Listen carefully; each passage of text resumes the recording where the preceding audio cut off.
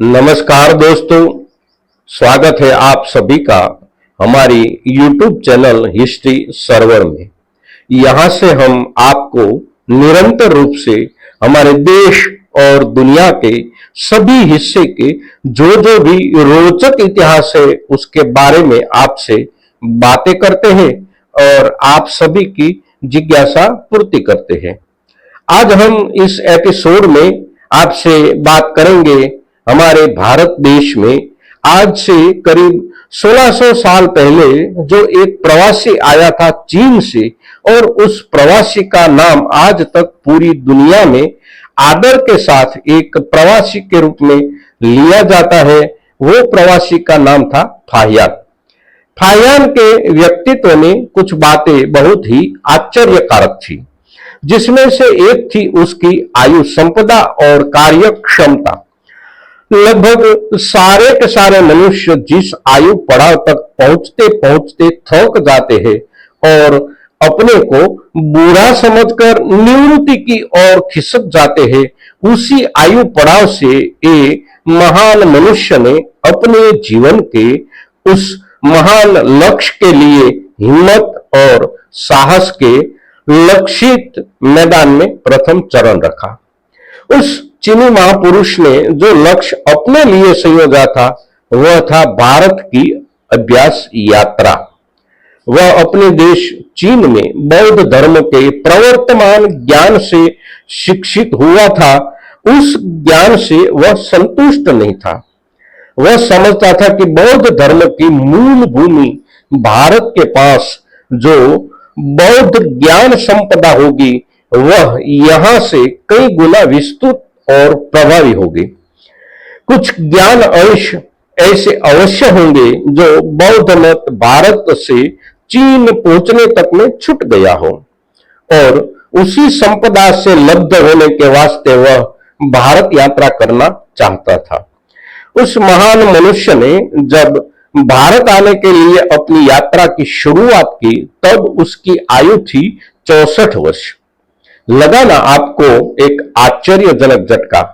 क्यों न लगे, क्योंकि 64 वर्ष की आयु के समय कोई मनुष्य अपने जीवन के महान लक्ष्य की ओर पहला चरण रखे, उससे बड़ा आश्चर्य और क्या होगा।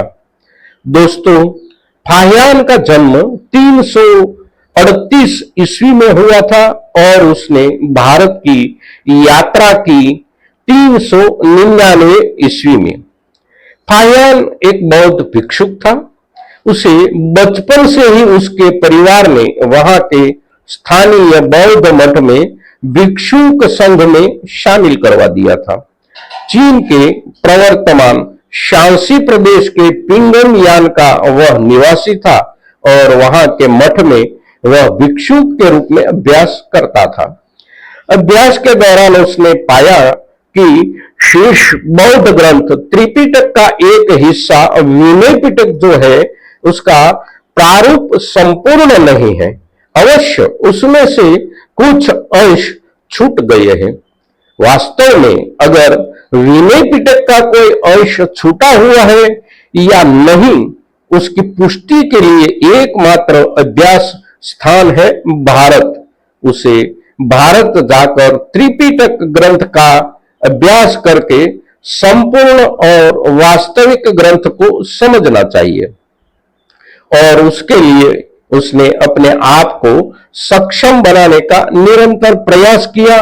फिर जीवन के 64वें वर्ष में उसने अपने साथ अन्य 3 बौद्ध भिक्षुक साथियों को जोड़कर अपनी यात्रा 399 ईस्वी में प्रारंभ की। फाहियान की भारत यात्रा उस समय के प्रसिद्ध अंतरराष्ट्रीय मार्ग जो मार्ग चीन, मध्य एशिया, पश्चिम एशिया, यूरोप और भारत आदि महाभूभागों को जोड़कर फैला था, उस मार्ग यानी रेशम मार्ग से हुई।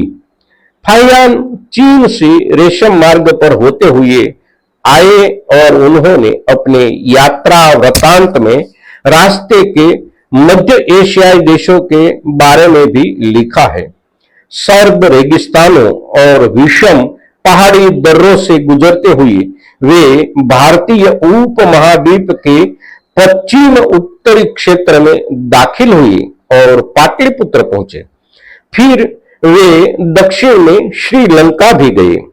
स्थान स्थान से एकत्रित की गई बौद्ध ग्रंथ और प्रतिमाएं लेकर वे समुद्री रास्ते से श्रीलंका से पूर्व को निकले, जहां एक भयंकर तूफान ने उनके जहाज को भटका दिया और 100 दिनों तक सागर में भटक कर वे जावा द्वीप यानी कि आज के आधुनिक इंडोनेशिया पर जा पहुंचे।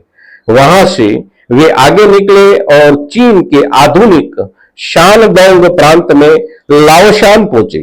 फिर शानडोंग की उस समय की राजधानी जिंगजोउ नगर में उन्होंने 1 वर्ष तक रुककर अपने साथ लाई गई सामग्री को संगठित और अनुवादित किया।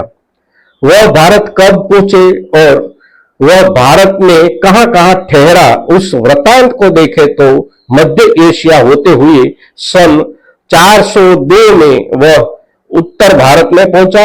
यात्रा के समय उसने उद्यान, गांधार, तक्षशिला, उच्च, मथुरा, वाराणसी, गया आदि का परिदर्शन किया। पाटलिपुत्र में 3 वर्ष तक अभ्यास करने के बाद 2 वर्ष उसने ताम्रलिप्ति के लिए भी बिताए। यहां वह धर्म सिद्धांतों की तथा चित्रों की प्रतिलिपि तैयार करता रहा। यहां से उसने सिंहल की यात्रा की और 2 वर्ष वहां भी बिताए।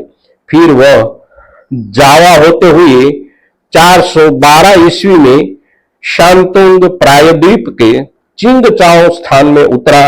अत्यंत वृद्ध हो जाने पर भी वह अपने पवित्र लक्ष्य की ओर अग्रसर होता रहा। चियन कांग यानी कि नैन किंग पहुंचकर वह बौद्ध धर्म ग्रंथों के अनुवाद के कार्यक्रम में संलग्न हो गया।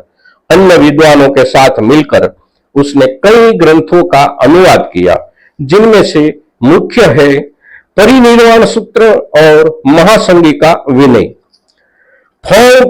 थी अर्थात बौद्ध देशों का वृतांत, इस शीर्षक से जो आत्मचरित्र उसने लिखा है वह एशियाई देशों के लिए इतिहास की दृष्टि से महत्वपूर्ण है। विश्व की अनेक भाषाओं में इसका अनुवाद किया जा चुका है। तो स्नेही दर्शक मित्रों, ये था एक महान यात्री की महान यात्रा का छोटा सा चित्रण। ये रोचक एपिसोड आपको अवश्य पसंद आया होगा। आने वाले दिनों में ऐसे ही रोचक और तथ्यात्मक जानकारी वाले अन्य ऐतिहासिक कथा प्रसंगों को लेकर हम आपसे प्रस्तुत होते रहेंगे। आप सभी को हमारी ओर से हार्दिक शुभकामना। जय हिंद, जय भारत।